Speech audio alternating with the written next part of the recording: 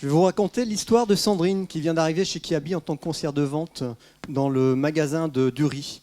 C'est quelqu'un qui n'a pas l'habitude d'utiliser les réseaux sociaux, qui n'est pas à l'aise sur les outils informatiques. Cependant, elle a quand même un compte Facebook, mais c'est son fils qui lui a créé et c'est plus lui qui l'initie sur ce genre de choses.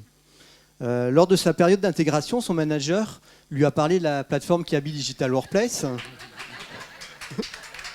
Mais elle n'a pas bien compris ce que c'était. Donc elle se rapproche de son collègue Emmanuel du rayon femmes et elle lui en demande un petit peu plus.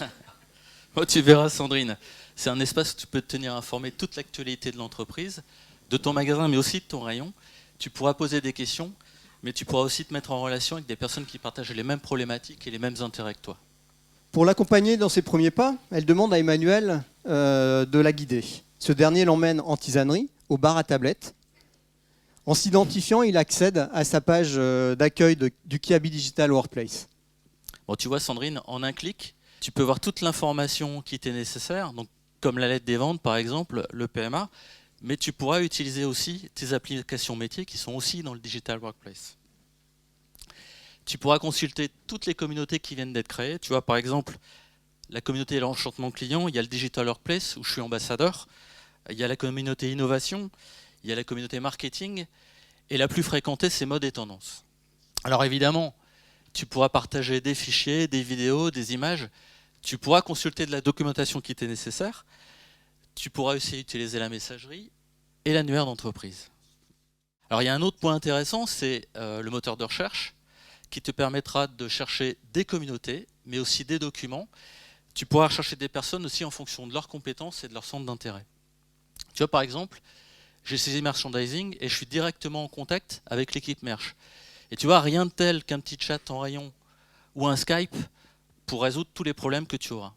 Emmanuel lui montre sa page de profil qu'il a personnalisée. Il a renseigné sa photo, ses centres d'intérêt, ses connaissances, les projets sur lesquels il a travaillé. Il accède à l'ensemble de ses communautés sur lesquelles il s'est déjà inscrit et à toutes ses notifications. Tu vois Sandrine, c'est mieux que Facebook, tu as toute l'actu de tes contacts, mais aussi de tes communautés. Emmanuel explique à Sandrine qu'il est abonné à la communauté Femmes. Il retrouve un article publié par Caroline, styliste femme, sur l'arrivée de nouveaux produits. Elle est actuellement connectée. Il like tout de suite et lui répond. Les produits sont top, bravo, impatient de les voir dans mon rayon. Et hop, en un petit clic, il publie à toute sa région. Ah, là tu vois Sandrine, c'est un commentaire que je juge inapproprié. Donc je peux le signaler à l'administrateur et il peut le supprimer s'il le souhaite. Alors tu peux aussi avoir de l'information en instantané. Tu vois ici par exemple il y a David qui vient de poster sur l'OPVIP qu'on est en train de préparer. Donc il a mis en ligne le bon de l'opération. Par contre je viens de m'apercevoir que ce bon déclenchait l'opération sur tous les articles du ticket au lieu de le déclencher sur l'article que le client préférait. Donc là je vais le signaler à David, je vais aussi le signaler au service informatique. Ils vont nous trouver la solution et tu vois en 3 clics c'est réglé. Emmanuel n'est pas animateur de communauté, mais certains de ses collègues en ont créé. Alors ça concerne plutôt des communautés extra-professionnelles, comme les fans de pétanque. Ce qui permet d'échanger, de publier des photos, parfois de se vanner un petit peu. Ah tiens, on vient de recevoir un message de Sébastien. Ah, effectivement, Sébastien vient de lui envoyer un post. Manu, le match est annulé. J'ai les boules.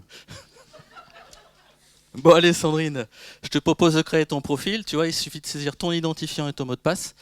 N'oublie pas de lire la charte d'utilisation et de la valider, tu en auras besoin pour plus tard.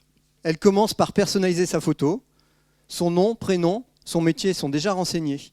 Elle ajoute les langues qu'elle pratique, ses centres d'intérêt. Différentes communautés lui sont proposées. Elle s'abonne tout de suite à la communauté de son magasin. Et elle verra pour les autres un peu plus tard. Bon, tu vois Sandrine, je te suggère de télécharger l'appli mobile.